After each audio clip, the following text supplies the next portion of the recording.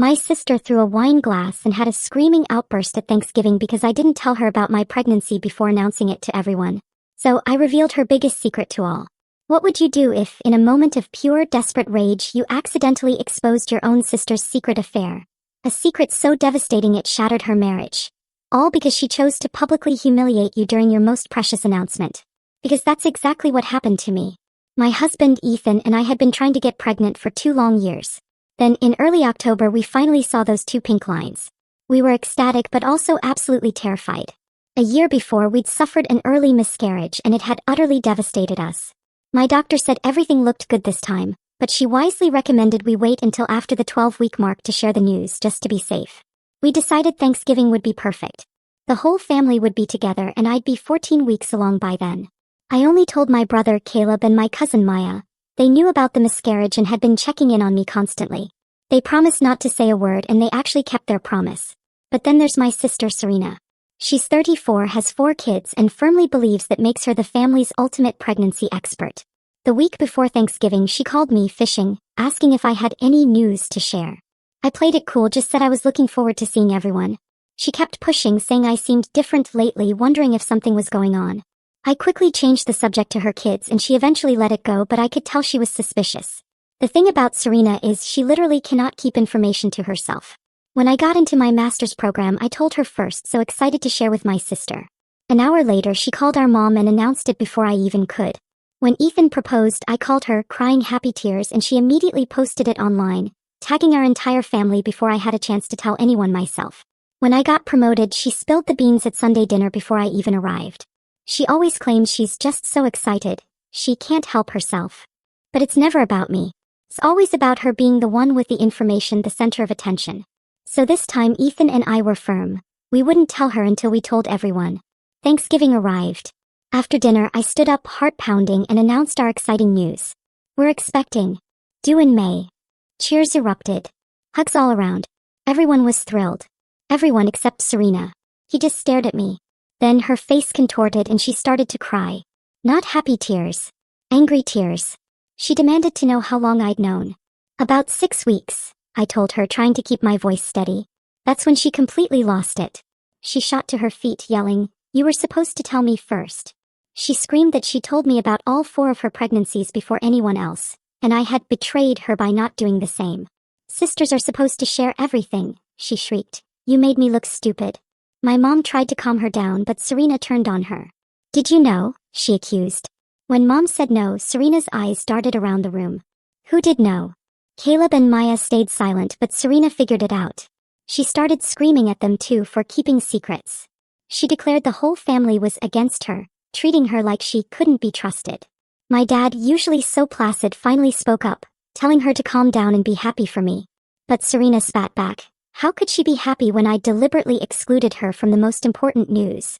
She said I'd ruined their relationship, and she'd never forgive me for making her the last to know.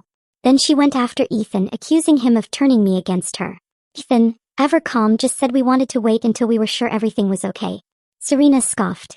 "That's stupid. I would have supported you either way." Then came the truly unbelievable line. "Now I feel like you don't even consider me real family." She actually said the words. Real family tells each other everything immediately. The irony was breathtaking. This from the woman who had spoiled every important moment of my life. Caleb finally lost his patience. "Maybe if Serena could keep her mouth shut for once," he said, his voice laced with venom, "people would tell her things." That was it. Serena grabbed her wine glass and hurled it at the wall. It exploded into 1,000 tiny pieces. My 4-year-old nephew started wailing. My mom burst into tears. Serena's husband, Noah, tried desperately to get her to leave, but she refused. "I'm not going anywhere," she declared, "until Eliza apologizes for humiliating me." "I'm not apologizing," I said, my voice shaking, "for protecting my own announcement." "You're a terrible sister," she screamed. "I'm done with you." She told her kids to grab their coats and started furiously packing up the casserole dishes she'd brought. As she dramatically shoved Tupperware into bags, something inside me snapped. All the years of her entitlement, her constant need for attention, her callous disregard for my feelings, it all boiled over. I stood up, my voice cutting through the chaos. "If we're sharing everything like real family," I said, my gaze locked on her, "then everyone should know that Serena has been texting her ex-boyfriend David for the past 6 months." Noah froze. Serena went pure white. The entire room fell silent. Nobody moved. Noah's face, in about 2 seconds flat, transformed from confused to utterly shattered. His mouth opened but no words came out. Serena's hands started shaking uncontrollably. She tried to speak but only a weird choking sound escaped her throat. Noah, looking like a ghost, grabbed his coat and walked straight for the door. Serena finally found her voice. "It's not what you think," she shrieked. "You don't understand." But Noah was already out. We heard her yelling his name in the driveway, begging him to wait to let her explain. Then a car door slammed. An engine roared to life. Serena's voice grew louder, more desperate as the car drove away. The sound faded, replaced by an eerie quiet, broken only by the whimpering of her children. Her 4 kids sat there, scared and confused. The youngest, the 4-year-old who'd cried about the glass, started wailing again. My mom rushed to comfort him, pulling him onto her lap. The other 3 just stared at their plates. My dad sat frozen, looking like he'd been hit by a brick. Maya quietly started picking up the bigger pieces of glass. Caleb looked at me wide-eyed but said nothing. Ethan squeezed my hand under the table. Serena came back inside about 20 minutes later. Her mascara was streaked down her face, her eyes red and puffy. She stood in the doorway, breathing hard, looking around at all of us. "Jake drove off," she whispered. "He won't answer my calls." She pulled out her phone and tried calling him right there in front of everyone. We all heard it go straight to voicemail. She tried texting, her hands shaking so badly she kept retyping. Then she looked directly at me. Her expression was pure, unadulterated hate. "You destroyed my marriage," she screamed. "You ruined my children's lives just to get revenge over a stupid pregnancy announcement." She called me evil, cruel, swore she'd never forgive me. My mom tried to intervene, but Serena just kept screaming at me, accusing me of planning the whole thing, of waiting for the perfect moment to humiliate her. Ethan stood up, telling her it wasn't true, that she had started all of this by attacking me. Serena told him to shut up, that he turned me against my own family. The kids were all crying now, even the older ones. My 12-year-old nephew had his head buried in his arms on the table. My dad finally spoke, his voice quiet but firm. "Serena," he said, "you need to take responsibility for your own choices instead of blaming Eliza for exposing them. You made the decision to text David. You made the decision to lie to Noah about it." Serena turned on him. "You don't understand," she sobbed. "Nobody understands how hard my life is." She collapsed into a dining room chair, burying her face in her hands, her whole body shaking. My mom went over and put a hand on her shoulder. Serena looked up, tears streaming.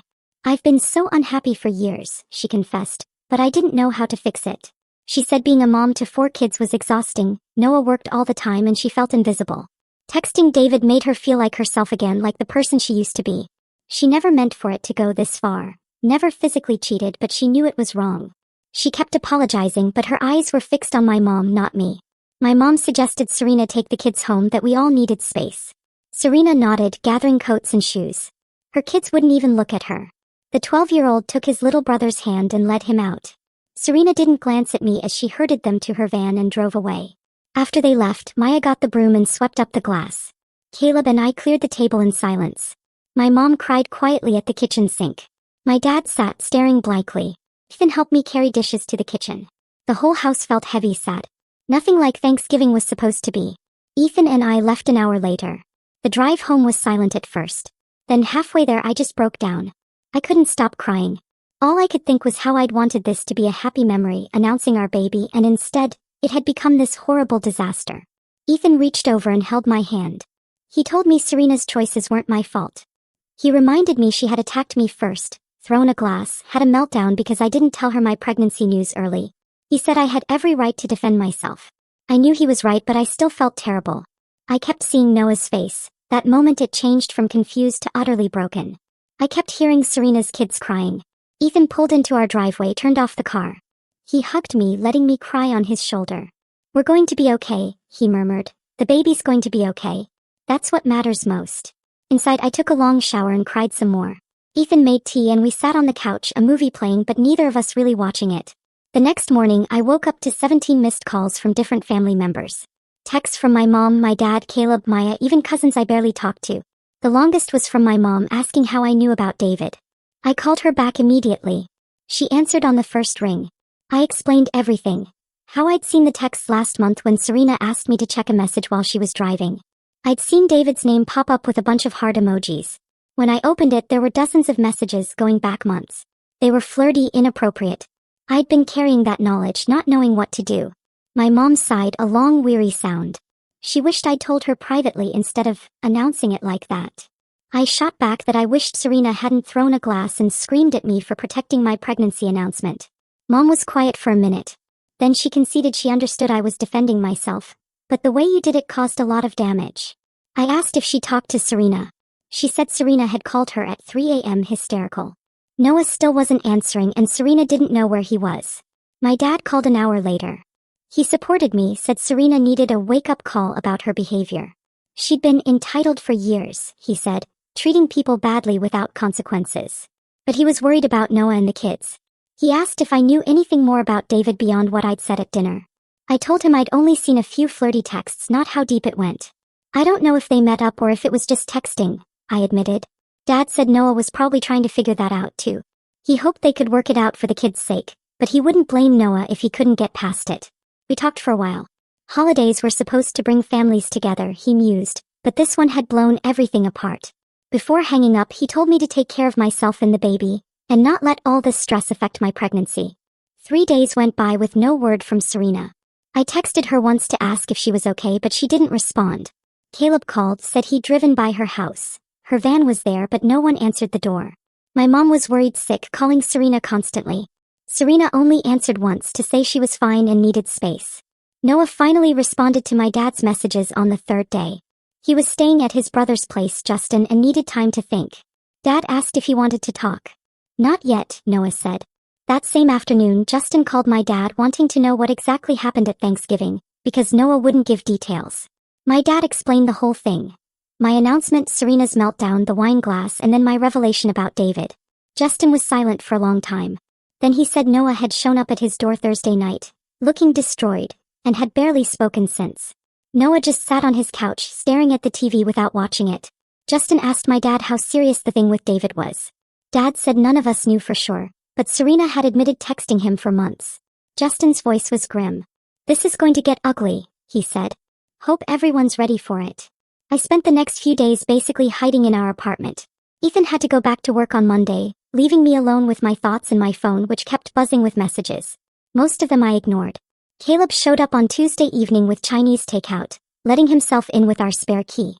He set the bags on the counter and pulled out plates without asking if I was hungry. I appreciated that he didn't make a big deal of it. He just started dishing out fried rice like it was any normal Tuesday. We ate at the kitchen table and he told me Serena had been all over Facebook posting weird status updates. He showed me his phone. One said something about how blood doesn't always mean loyalty. Another was about how some people will stab you in the back when you least expect it. The comments were full of relatives asking what was wrong. Caleb scrolled further. Our aunt had commented asking if this was about Thanksgiving. Serena had responded with a crying emoji and said, some people in the family had shown their true colors. I felt sick reading it. She was making herself look like the victim when she was the one who threw a glass and screamed at me. Caleb put his phone away and told me not to let it get to me. Anyone with half a brain can see through Serena's drama, he said. But I knew that wasn't true. Not everyone had been there. Wednesday afternoon, my phone buzzed with a text from Maya. Her mom had called her that morning asking about Thanksgiving. Apparently, someone had told Maya's mom a totally twisted version of events. According to their story, I had announced Serena's private business in front of everyone just to embarrass her because I was mad she didn't know about my pregnancy first. Maya said her mom actually asked if that was true. Maya told her the real story, but wasn't sure her mom believed her completely. I texted back asking who told her mom that version. Maya didn't know but said it had to be someone from Serena's side. I was so angry I wanted to throw my phone across the room. Serena was out there spinning the whole thing, making me look like some horrible person who went after her on purpose. She wasn't telling anyone about her meltdown or throwing the wine glass or screaming at me.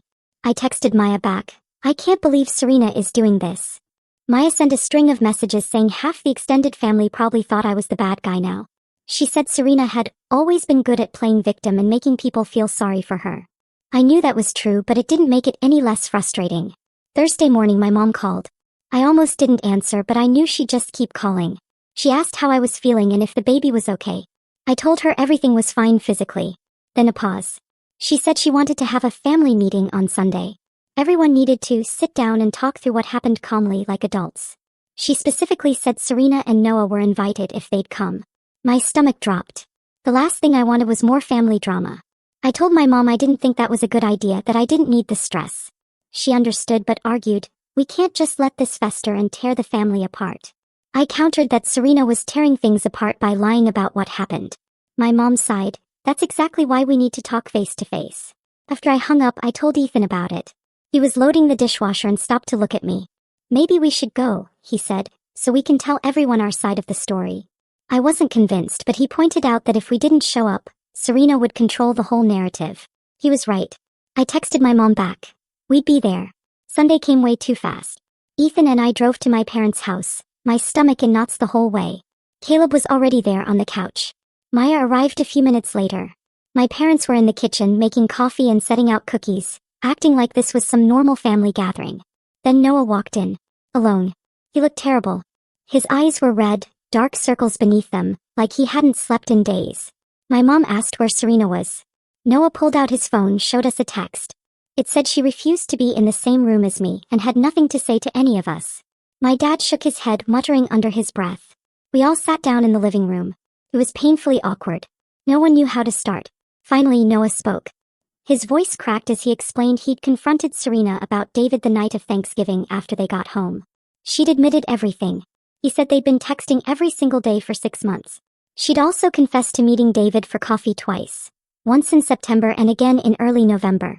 My mom gasped, her hand flying to her mouth. Noah kept talking. Serena swore nothing physical happened, no kissing, no touching, just talking. But Noah said it didn't matter. She'd been having an emotional affair, lying to him for half a year. Caleb asked if Noah believed her that nothing physical happened. Noah looked away. I don't know what to believe anymore, he said, his voice flat. He checked her phone records. The text to David went back even further than 6 months, more like 8 or 9. He'd also found deleted emails between them, still in her trash folder. Reading those emails, he said, made him feel sick. Serena had been complaining about him to David, telling David she missed the way things used to be. My dad asked what Noah was going to do. Noah said he was thinking about separation. He couldn't stay in the house right now. Every time he looked at Serena, he felt angry and betrayed. He was staying at Justin's, only going home when Serena took the kids out, just to grab more clothes. Then Noah looked directly at me. Did anyone else in the family know about David before Thanksgiving? He asked. Everyone said no except me. I admitted I'd known for about a month after seeing the text on her phone. Noah nodded slowly, processing it. He didn't seem mad at me. He actually thanked me for telling him, even though it came out the way it did. My mom spoke up then. Maybe Eliza could have handled it differently, she suggested softly. Pulled Noah aside privately instead of announcing it in front of everyone. I felt my face flush. Mom, I said, my voice tight. Serena was literally screaming at me, throwing things, demanding I apologize to her. I wasn't thinking about the best way to handle anything in that moment. I was defending myself after she ruined what was supposed to be a happy announcement about my baby. My dad immediately jumped in, backing me up. He said Serena had created this whole situation with years of not respecting boundaries, and with her own choices about David. Eliza shouldn't be blamed, he stated, for finally standing up to her. My mom looked like she wanted to argue, but she didn't. Caleb wisely changed the subject. This isn't really about the pregnancy announcement anymore, he said. Serena and Noah need to figure out their marriage without dragging all of us through it. Noah agreed. He said he was going to tell Serena that if she wanted to save their relationship, they needed marriage counseling. He couldn't move forward without professional help. The trust was completely broken. After everyone left, I felt utterly drained. Ethan drove us home and I stared out the window the whole way. That evening, I got a Facebook message from someone I hadn't talked to in a while. Clara Hayes, a family friend who'd known my parents for years. Her message said she'd heard about Thanksgiving and wanted to reach out. She'd been through something similar with her own sister about 10 years ago, a sister with boundary issues, who'd share Clara's private information with everyone. Clara said it took her years to figure out how to set firm boundaries and stick to them. She offered to talk if I wanted advice. I messaged her back and we ended up on the phone for over an hour. She told me specific things that had worked for her, like being really clear about what information was okay to share and what wasn't. She also said sometimes you just have to accept that certain family members won't change and you have to protect yourself accordingly. Talking to Clara made me feel less alone. She got it in a way people who haven't dealt with this kind of thing just don't. 2 weeks went by. Serena didn't contact me at all. I heard updates through my mom and Caleb. Serena and Noah were going to counseling. Noah had moved back home, but they were sleeping in separate rooms. Serena had blocked David on everything and sent him a message saying she was wrong and needed to focus on her marriage. I didn't know if that was entirely true, or just what Serena was telling people. Then, on a Wednesday afternoon, my phone buzzed with a text from Serena. It said we needed to talk in person without everyone else around.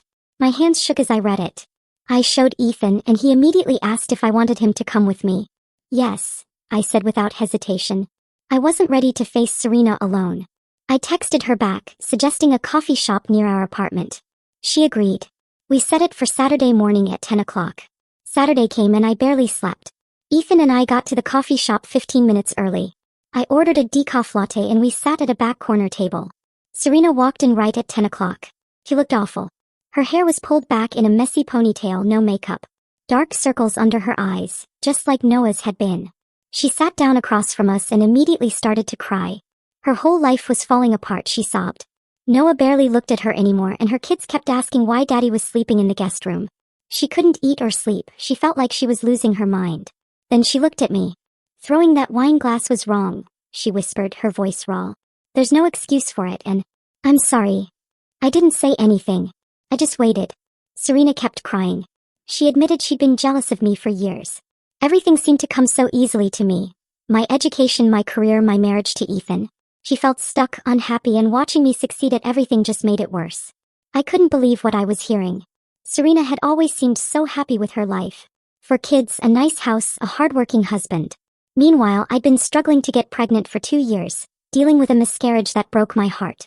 I thought she had everything figured out while I was the one who couldn't get it right. But here she was telling me she felt trapped.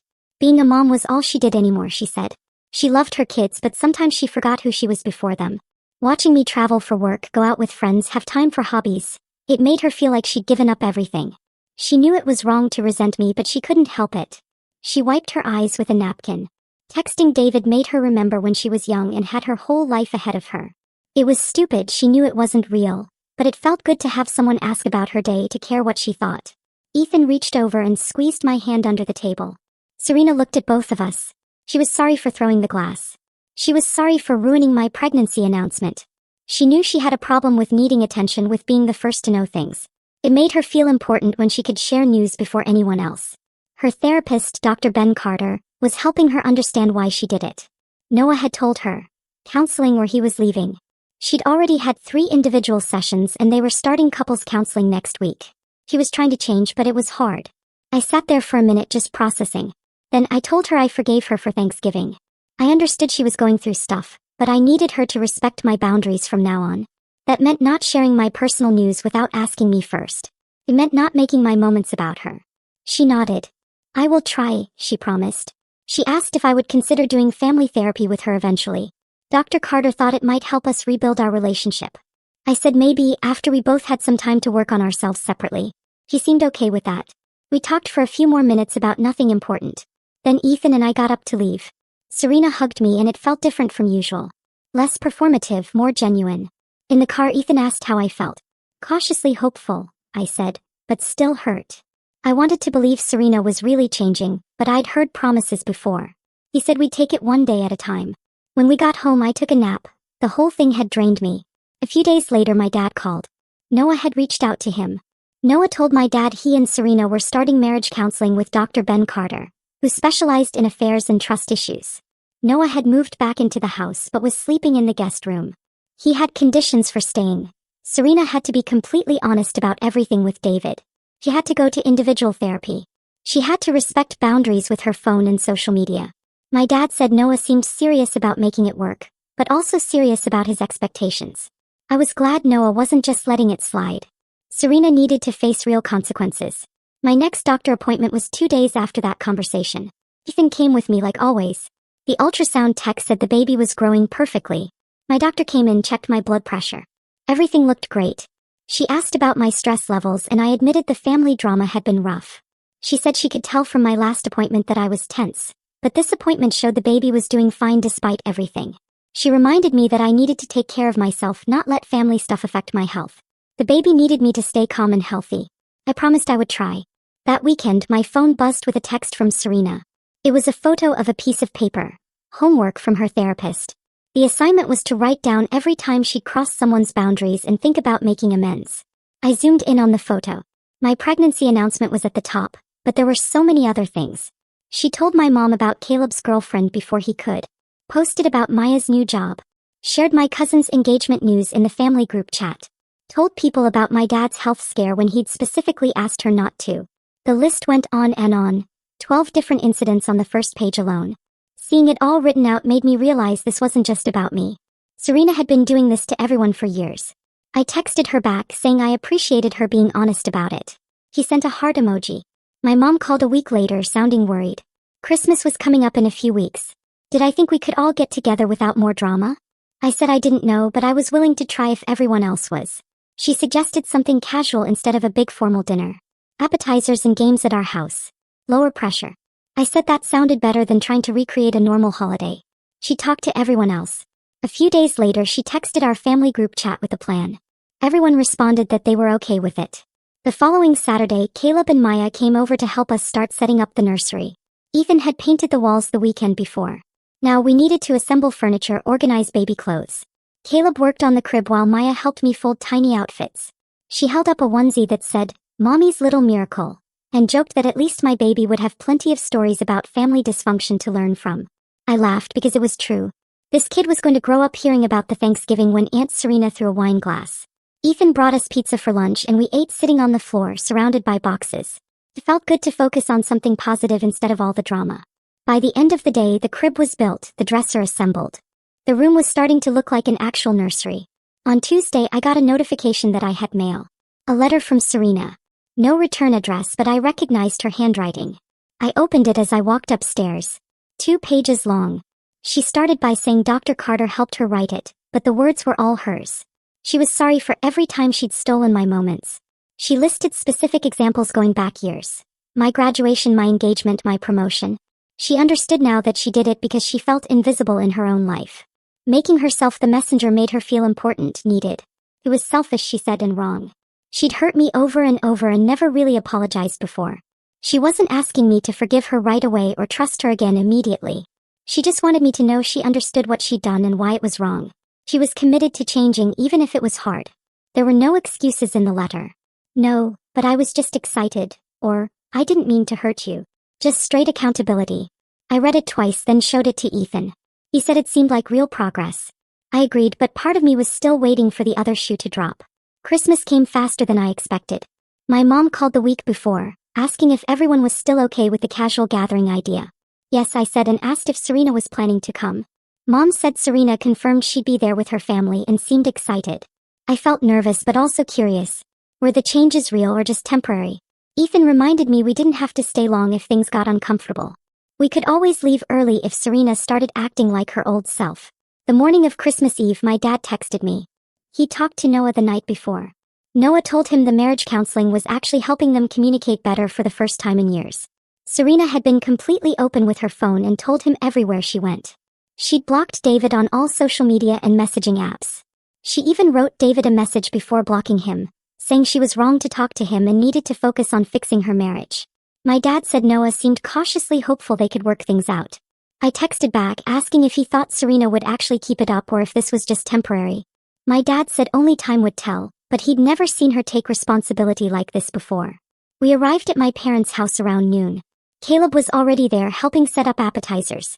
Maya showed up right after us with a cheese board. The house felt relaxed instead of tense like Thanksgiving had been. My mom had put out board games and card games. She made it clear this wasn't about a fancy meal or perfect decorations. Serena arrived with Noah and the kids around one. I watched her walk in carrying a wrapped present and a casserole dish. She spotted me across the room and gave a small wave. Not the dramatic hug she usually forced on people. Just a simple wave. She set her stuff down and came over to where Ethan and I were standing near the fireplace. She asked how I was feeling, if the pregnancy was going well. I said everything was good, the baby was healthy. She smiled and said she was really happy for us. Then she actually walked away to help my mom in the kitchen instead of dominating the conversation. I looked at Ethan and he raised his eyebrows. We were thinking the same thing. This was different. Throughout the afternoon, Serena kept surprising me. When Caleb started telling a funny story about his job, she listened instead of interrupting with her own. When Maya mentioned she was thinking about getting a dog, Serena asked questions instead of immediately giving advice. When my dad brought up my pregnancy and asked how I was handling the symptoms, Serena let me answer without jumping in with her 4 pregnancies worth of expertise. She was present but not overwhelming. She participated without taking over. We played a few rounds of cards and Serena laughed, genuinely relaxed. Her kids ran around playing and she wasn't constantly hovering or making everything about being a perfect mom. Noah looked more at ease than I'd seen him in months. He even smiled when Serena made a joke about her terrible card hand. Before dinner, Serena pulled a wrapped box out of her bag and handed it to me. "It's for the baby," she said. "I hope you like it." I opened it. Inside was a handmade baby blanket, with little stars and moons sewn into the fabric. It was beautiful, clearly took a lot of time to make. I thanked her and she said she'd been working on it for the past few weeks in her free time. She didn't make a big announcement about it or try to get everyone's attention. She just gave it to me quietly and seemed genuinely happy when I said it was perfect. After dinner, my mom pulled me into the kitchen while everyone else cleaned up. He hugged me. "Thank you," she whispered, "for giving Serena another chance." She said she could see real changes in her daughter, and it meant everything to have both her girls getting along again. I told my mom I was still being careful, but I had to admit, Serena seemed different today. My mom said she'd been praying for this, and watching Serena actually work on herself gave her hope. I said I was hopeful too, but I needed to see if Serena could keep this up long term. My mom understood. "That's fair," she said. We went back out to the living room, spent the rest of the evening playing games and talking. Serena stayed until around 8 o'clock, then said her kids needed to get home for bed. She hugged everyone goodbye, including me. It was a normal hug, not too long or too tight, just a regular sister hug. She told me to text her if I needed anything, then left with her family. After they were gone, Caleb came over. "What do you think?" he asked. I didn't know what to think. I told him because it was so different from how Serena usually acted. He said maybe the whole Thanksgiving disaster actually shocked her into changing. Maya joined us, impressed that Serena hadn't tried to make a single thing about herself all day. Ethan said it was definitely progress, but we should stay cautious. I agreed. One good day didn't erase years of boundary stomping, but it was a start. The first week of January, my phone rang with a number I didn't recognize. I almost didn't answer, but something made me pick up. It was Serena. She said she was calling from Dr. Carter's office. He wanted to know if I'd be willing to come to one of their sessions.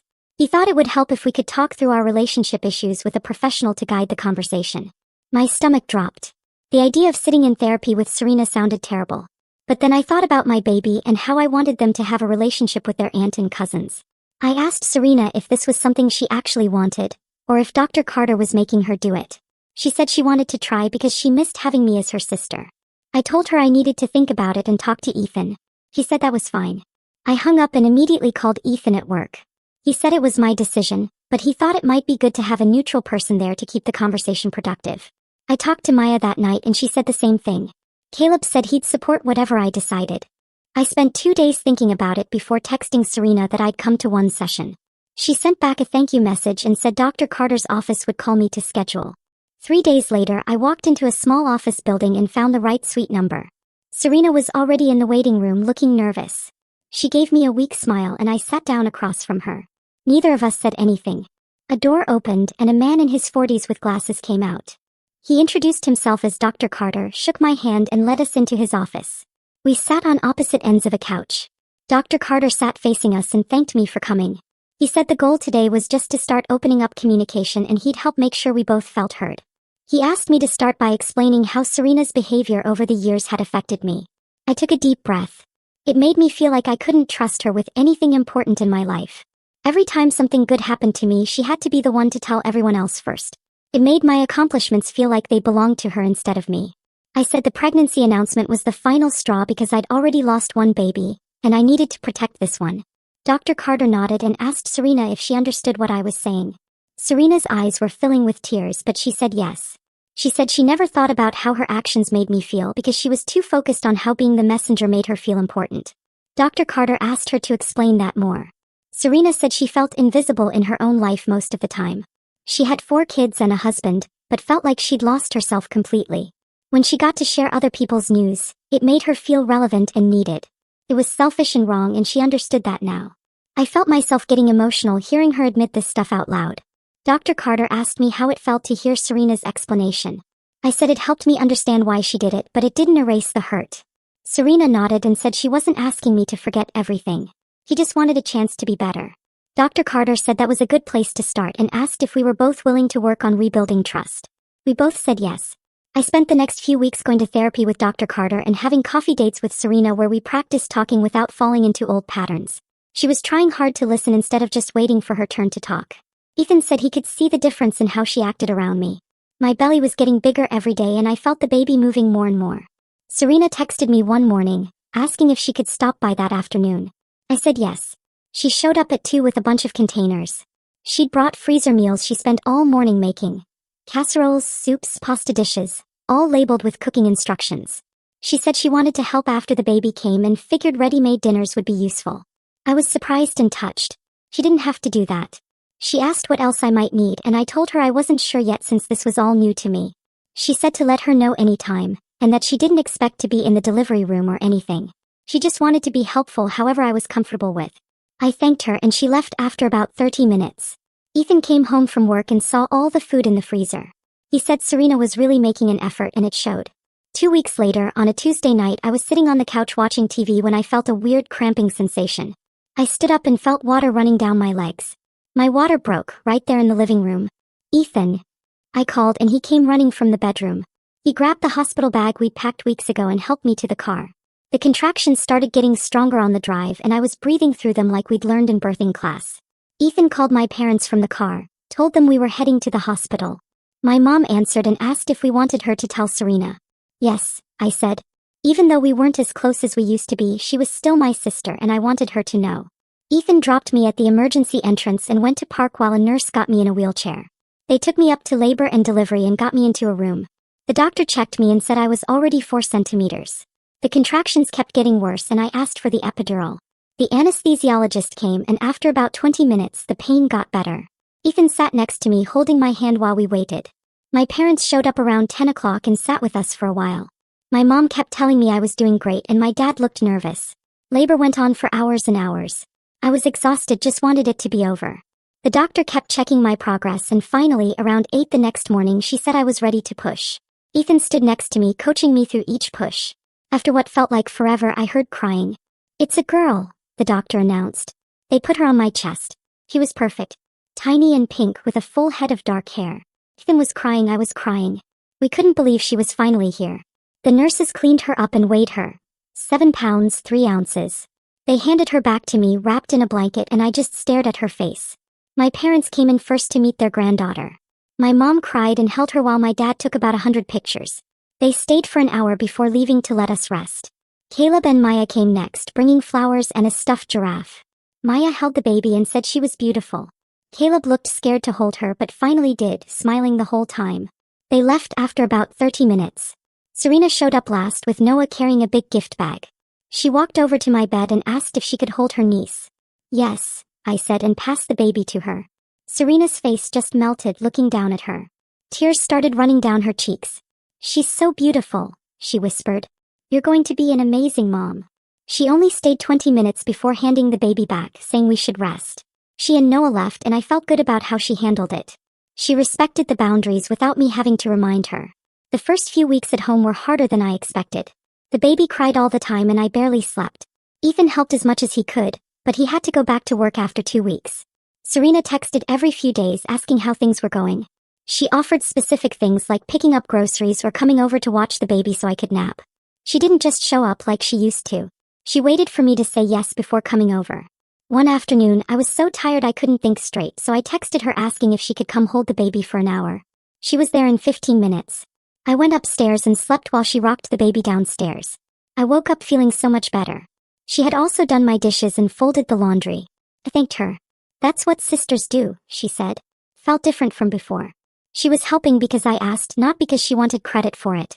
At the 2-month checkup, the pediatrician said the baby was healthy and gaining weight perfectly. She said I was doing a great job as a first-time mom. Ethan and I were starting to figure out a routine. We knew her different cries and when she needed to eat or sleep. Having family around to help made everything easier. My mom came over once a week to give me a break. Caleb brought dinner sometimes. Serena checked in regularly but never pushed to come over if I said I was busy. The whole family was being respectful and supportive in ways they hadn't been before. Serena and I met for coffee when the baby was 10 weeks old. We sat outside at a cafe near my house. She told me therapy was helping her understand herself better. She realized her whole identity got wrapped up in being a wife and mom, and she forgot who she was. She started taking art classes at the community center on Saturday mornings. She joined a book club that met twice a month. She was finding things that made her happy outside of her family. She seemed lighter somehow, less desperate for attention and validation. I was proud of her for doing the work. My dad mentioned to Ethan one night that Noah told him their marriage was better than it had been in years. Noah said he and Serena were actually talking honestly for the first time. They weren't just going through the motions anymore. The whole crisis with David had forced them to deal with problems they'd been ignoring. Noah was grateful they got the chance to rebuild instead of just letting things fall apart. Serena was being completely open with her phone and her schedule. She was putting in effort to make Noah feel secure again. It was working. On the baby's 3-month birthday, we had everyone over for dinner. Nothing fancy, just pizza and salad. My parents came, and Caleb and Maya and Serena's whole family. The kids played in the backyard while the adults sat around talking. Serena helped set the table and kept the kids from getting too wild. She complimented Maya on her new haircut and asked Caleb about his job. She wasn't making everything about herself. She seemed genuinely interested in other people. She held the baby and played with her, but handed her back when she started fussing, instead of insisting she could calm her down. Everyone got along without any tension or drama. It felt peaceful in a way our family gatherings never had before. That night, after everyone left, I rocked the baby in the nursery. She was almost asleep in my arms. I thought about Thanksgiving and how terrible it was. The screaming and the broken glass and all the hurt feelings. But it led to real changes. Serena got help and fixed her marriage. We learned to communicate better.